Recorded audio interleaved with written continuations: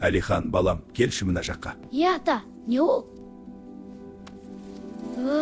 Балам, мына сағатты саған бергім келеді. Бірақ алдымен оның құнын біліп кел. Иә, ата, қалай істеймін? Тек бір шартым бар. Оны ешкімге сатпа, тек бағасын сұра. Иә, Әлихан таңғап сағатты алып, алдымен көшедегі базарға барды. Мынаған не бересіз? О, сағат па, қызық екен. Иә, маған көкөніс керек. Ескі дүние екен, жараса маған бір қап картоп берші. Енді мұны қаладағы көне жәдігерлер дүкеніне апарып көрші. Әлихан, қандай қызық зат әкелдің? Минут, мына сағатты мұқият қарайын. Балам, бұл өткен ғасырдағы атақты шебердің қолдан жасаған сирек туындысы. Мұны біздің музейге берсеңіз 10 миллион теңге төлеуге дайынбыз. Сонымен не болды, Әлихан? Үйге жүгіріп келдім, көрген-білгенді айтып берем. Тыңдап отырмын, балақан. Көрдің бе, балам, деді Асан ата немересінің маңдайынан өп. Сенің өмірдегі тәрбиең мен құндылықтарың да осы сағат сияқты. Егер сен өзіңді арзан, тәрбиесіз ортаға апарсаң, олар сенің ішкі дүниеңді бір қап картопқа ғана бағалайды.